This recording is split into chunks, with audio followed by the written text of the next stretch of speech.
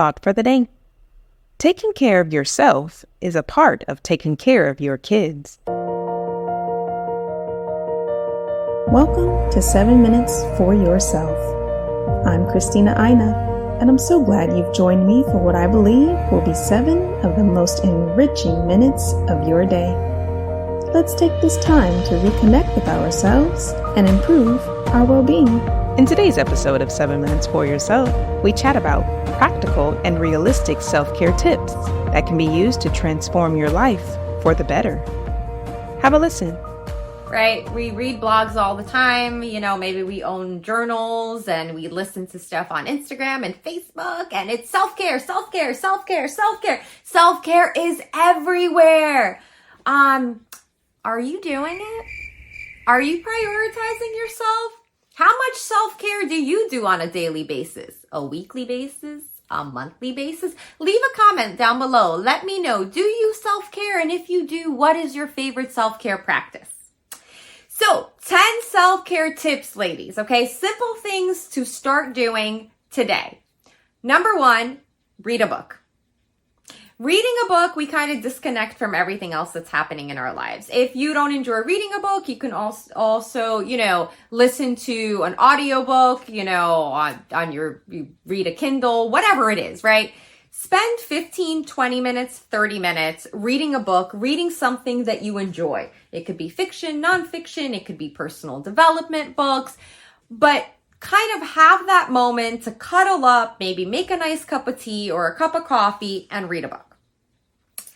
Number 2, while you read a book, enjoy a nice cup of coffee or tea. So one of my little small self-care practices is I will, go outside, go to Dunkin' Donuts, pick up a nice cup of coffee, a latte in my case, because that's what I enjoy, and take a walk in my neighborhood, right? That is my daily self-care practice. Again, I disconnect from being a working mom, from work, from mommyhood, right? And I just enjoy for a few minutes being outside, having a wonderful cup of coffee. Again, it's something super duper small and it serves many purposes, right? I mean, number 1, you're enjoying a cup of coffee, but also, this is something that can get you out of the house. If you, for whatever reason, don't want to leave the house or can't, or the weather is bad, or your kids are home, brew a nice cup of tea or a nice cup of coffee for yourself and kind of just relax, enjoy, and unwind. Number 3, take a walk to clear your mind.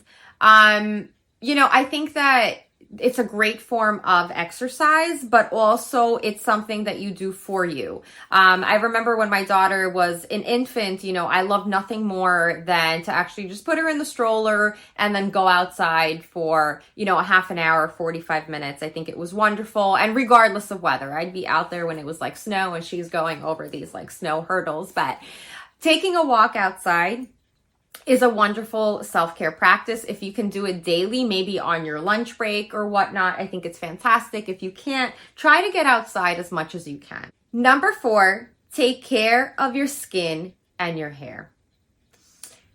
Oftentimes, what we don't prioritize at all is a skincare routine and a hair routine. I'm not here to teach you how to take care of your skin. I think YouTube has a number of videos and really helpful tips on how to do that. That's how I learned. But having a skincare routine is fantastic. Look, the older we get, the more wrinkles we get, the more dehydrated our skin gets, which is why it's very important, by the way, to drink a lot of water and stay hydrated. But I feel like, in the morning and at night, we're so tired that, we just really don't prioritizing taking care of our skin as well as our hair. I will tell you this. I used to think that a skincare routine is going to take me like 3 hours a night, and who the hell has time for that? My skincare routine takes anywhere from 5 to 10 minutes.